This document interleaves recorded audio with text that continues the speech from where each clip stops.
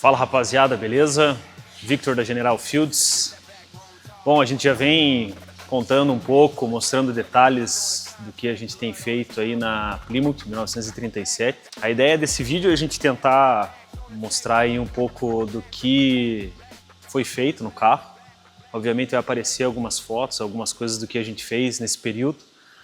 Contar um pouco da história, como é que esse carro chegou nesse ponto, né?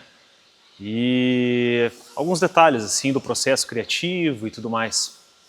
Vai ser mais um bate-papo mesmo, vai aparecer talvez algumas fotos, algumas coisas aí para vocês.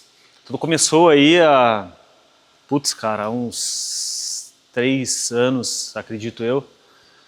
Mas antes disso, o cliente, né, procurou a gente por um vídeo, né, que a gente postou no Instagram, de um carro que a gente havia concluído, e ele veio apresentar a ideia do projeto. Era totalmente diferente disso daqui. Ele já havia conversado com outro designer na época, ele já tinha mais ou menos uma ideia assim do que ele queria fazer, mas ainda não era aquele ponto, assim, sabe? A gente sempre quis fazer um carro da década de 30 nesse tipo de pegada, assim. Então a gente foi conversando, dialogando com o cliente, entendendo as expectativas dele. Essa é uma coisa muito importante durante o processo criativo do carro, né? Essa conexão com o cliente. A gente fala que no final das contas a gente acaba se tornando muito próximo do cliente, né? Mediante isso, quando a gente foi dialogando, a gente foi entendendo o apreço do cliente por música, um fã assíduo do Metallica, guitarrista, muito bom ter uma banda, ter o cara, né? Acredito que por hobby. E aí a gente chegou num ponto de alguns carros do James Hetfield, carros fabricados pelo Rick Dorr, carros que a gente acha assim foda pra um cacete, né? Então a gente viu que era uma oportunidade muito grande para que a gente fizesse um carro naquela pegada, naquele estilo, Art Deco, um carro com uma silhueta incrível assim. A gente não tinha ainda contato com o Piccinini, havia um outro amigo nosso próximo ali que fazia uma coisa ou outra no Photoshop para nós. E a gente fomos conversando, fazendo alguma coisa ou outra ali, e até que a gente chegou no primeiro desenho. O carro, originalmente, ele era um marrom, o cliente também queria um marrom monocromático, com interna monocromática, e o carro foi pré-desenhado. Quando a gente fez aquele carro naquela primeira pegada, assim, com parecido similar com essa silhueta do carro, o cliente falou pra gente assim: caralho, vocês conseguem fazer isso daí? Bom, a gente nunca tinha feito um negócio dessa forma. Isso é até uma grande lição assim né, e conselho para alguns às vezes que têm medo de fazer determinadas coisas que nunca fizeram. A gente sabia do nosso potencial e principalmente da vontade de fazer. Nenhum de nós tinha uma capacidade, nunca tinha feito uma carroceria do zero, mas a vontade era muito maior do que o conhecimento. A gente estudou, se dedicou, investiu muito em ferramental, né? E aí a gente falou para o cliente: com certeza que a gente consegue fazer. No momento em que a gente começou o projeto, né, acertamos os detalhes com o cliente e tudo mais, o carro veio para nós, o carro não tinha nem um pouco do que deveria se tornar, né? Era um sedã 4 portas, alto, com teto gigantesco, um carro com espaço interno absurdo, né, para a época. Carro inteiro original. Um outro ponto desse carro muito interessante que a gente sempre comenta para pessoas que vêm na oficina é que esse carro foi tirado do zero pelo avô dele. Então é um carro que está desde 1937 na família. Saiu do vô, passou para o pai e ficou agora para o neto, que é o proprietário do carro, né? Mas aquele aspecto do carro, de um sedã 4 portas, não agradava a ele. Então eu acredito que, por mais que alguns puristas venham falar: puta, mas era um carro do vô e tudo mais, no final das contas esse carro vai ficar pro filho dele, que depois do filho, e representa da mesma forma que pro vô representava alguma coisa, pro atual proprietário vai representar também. Então a gente começou o projeto do carro, determinando algumas linhas do carro, mas assim, no frigir dos ovos, a gente não sabia exatamente que rumo tomar. Era como se fosse desbravar um mato sem cachorro. A gente foi fazendo peça por peça, detalhe por detalhe, e estipulando onde que a gente ia começar a cortar o carro. A primeira coisa que a gente fez foi começar pelas portas do carro, determinar o quanto que a porta ficaria maior. No projeto inicial, não era para ter porta suicida, a gente determinou que teria porta suicida. Então o que a gente fez? Pegamos as portas dianteiras e uma faixa da porta traseira, cortamos e fizemos uma porta 6 polegadas maior.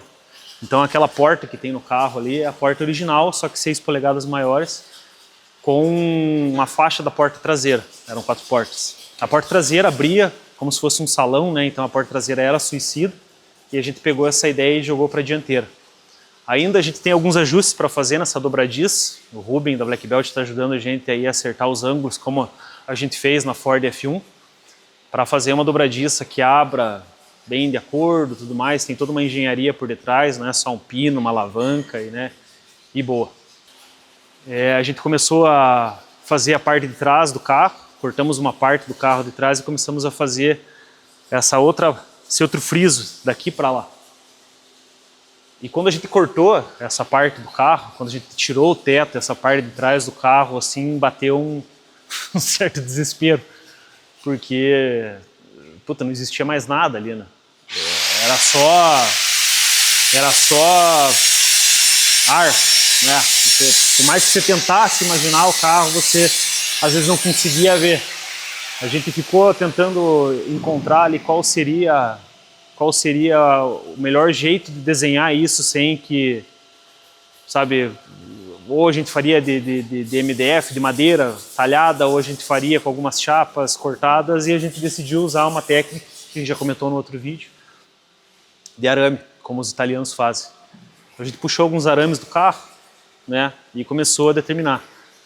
O Eduardo sentava ali, via a altura, tudo, ângulo, e fomos fazendo peça por peça do carro, né, determinando a linha. Só que um erro que a gente cometeu no começo do carro, e a gente só vai conseguindo entender isso depois que o projeto vai andando, é qual seria a altura do teto. A gente achava que o para-brisa do carro já era uma altura agradável, assim, sabe?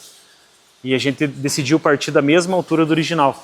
Quando a gente terminou de fazer o teto, nessa época a gente já tinha um relacionamento com o Pitinini, né? A gente viu que o teto tinha ficado alto demais. Mesmo assim a gente persistiu, tentando pegar e fazer outras partes do carro. Começamos a desenhar o paralama do carro, o estribo do carro. Na hora que a gente colocou o paralama na parte lateral do carro, a gente viu que precisava mexer no teto do carro. Então, nesse tipo de parte de construção do carro, principalmente para nós, assim, que nunca tínhamos feito um negócio assim de tamanha proporção, né? Não existia uma carroceria para a gente copiar, era um negócio vindo assim somente de um desenho lateral. O Pitinini ajudou a gente a visualizar de uma forma do profissional do design. Aí aparece aquele vídeo da gente começando a desenhar. Ele já tinha falado que o teto estava muito alto, que a gente precisava mexer no teto. Então a gente foi lá e cortou algumas polegadas a parte da frente do teto, mudou a traseira do carro, mexemos em alguns ângulos da janela do carro, e aí a gente está na parte que a gente está agora. Para onde que a gente vai agora, né? Explicando um pouco disso. Agora a gente vai terminar essa parte traseira do carro. Vamos fazer a parte da tampa, né? O encaixe, tudo, estrutura, já estamos começando a fazer. Mas a ideia é que nos próximos 2 meses aí o carro se desenvolva muito bem. Porque dentro de um projeto desse, como qualquer outro projeto que a gente venha fazer, às vezes para o próprio cliente ou para aqueles que vêm de fora, acreditam que a execução é rápida. E de certa forma acaba sendo. Mas o que realmente demora no carro é a parte de raciocínio e pensamento ali, sabe? A execução você já consegue ver. Então, particularmente para mim, me agrada muito quando eu já pensei naquilo e eu vou vir para fazer aquilo, sabe? Então, às vezes, você passa o dia ou horas pensando como que você vai fazer aquela peça encaixar naquele lugar. Às vezes você imagina uma coisa, fabrica, e quando você fabrica, você pensa em outra coisa que você já não tinha pensado. Então é um quebra-cabeça. A dificuldade de você fazer um carro que não tem uma carroceria para você copiar é essa. Então hoje, obviamente, a gente evoluiu muito, né? Piero ajudou muito a gente, O Ruben da Black Belt nos ajuda muito assim essa parte de tecnologia para a gente conseguir encaixar melhor o carro. Mas hoje, provavelmente nos próximos carros, caso a gente venha fazer, a gente vai conseguir fazer com mais, sabe, uma linha mais tênue no negócio. Foi muito tempo pensado, muito tempo raciocinado qual que era o melhor caminho a se tomar. Então nos próximos 2, 3 meses aí, esse carro vai evoluir muito rápido. Esse carro é uma probabilidade muito grande desse carro estar no Santa Catarina Custom Show desse ano, né? Até estamos alinhando os ponteiros aí para levar o carro para lá, para que o carro venha também agregar para o evento e o evento agregar para o carro consequentemente para nós aí. Então, um resumo mais ou menos do que foi feito no carro, né? Mais ou menos as histórias. Se alguém tiver alguma dúvida aí, deixa nos comentários do vídeo, né? Para que a gente possa estar explanando mais e mostrando mais do dia a dia do que é a oficina. E vamos fazer desse projeto algo único. Big body V12, lane split, mask low, suit cut, razor sharp, same as the cash flow. Kick though, clock stop, hush when the fam show. Still grin, shark skin, smell fear, that's cologne. Backseat bad one, eyes like a death wish. Tattoo, red kiss, purse full of fresh bricks. Brick turn stock shit.